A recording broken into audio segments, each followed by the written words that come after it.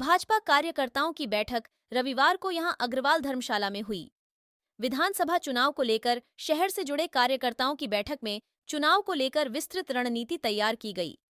बैठक में भाजपा प्रत्याशी अभिषेक मटोरिया ने कार्यकर्ताओं से आगामी विधानसभा चुनाव को लेकर बिंदुवार उन्होंने चर्चा की। कार्यकर्ताओं से कहा कि कार्यकर्ता अपने अपने बूथ पर पार्टी को और अधिक मजबूत बनाने की दिशा में काम करें।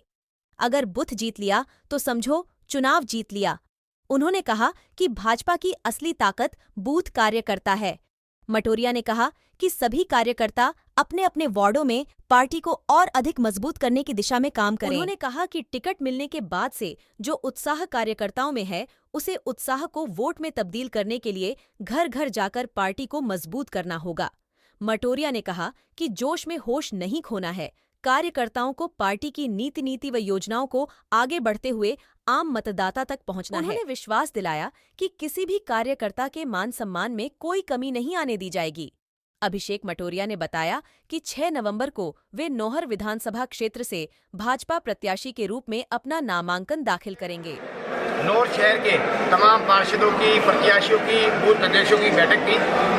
मंडल अध्यक्ष, पूर्व मंडल अध्यक्ष, हमारे ध्यान के अध्यक्ष, सभी लोगों ने मिलकर नौहर और नौहर के इर्द गाँव में जो भारतीय जनता पार्टी के प्रति एक सहानुभूति है, एक मजबूत वातावरण बना है और वर्तमान की भ्रष्ट कांग्रेस सरकार और फेलियर नगर पालिका से जो लोग दुखी आए हैं, उसको लेकर एक बड़ी बैठक की है। निश्चित रूप से इस बार भारतीय जनता पार्टी नौहर शहर से ऐतिहासिक जीत दर्ज करेगी। देखिए, ये बात सही है कि इस बार शहर की वातावरण अलग है। उसके दो बड़े कारण हैं। एक तो वर्तमान नगर पालिका से लोग इतने दुखी आ रखे हैं, उनके कामों से, उनके आचरणों से, उनके व्यवहार से, और दूसरा वर्तमान सरकार की जो वादा खिलाफी थी पट्टों को लेकर, नौहर शहर को लेकर, इन दोनों वादों में नगर पालिका और कांग्रेस सरकार विफल रही है। इसलिए शहर में एक अच्छा माहौल है। उस शहर के माहौल को हम घर घर जाकर इनकैश करेंगे, लोगों से बीजेपी के लिए अपील करेंगे, मेहनत करेंगे और बीजेपी का ग्राफ बढ़ाने का काम करेंगे। बहुत अच्छा सवाल किया। अगर भारतीय जनता पार्टी के प्रत्याशी के रूप में अगर मुझे नौहर शहर से, विधानसभा से अगर सबका अगर आशीर्वाद मिलता है तो अच्छे अधिकारी लगाकर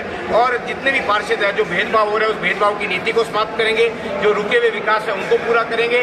और अगर सरकार में भागीदारी होती है, जो कि इस बार निश्चित लग रही है, तो निश्चित रूप से भारतीय जनता पार्टी रिकॉर्ड तोड़ विकास कार्य करवा के बदलाव दिखाएगी।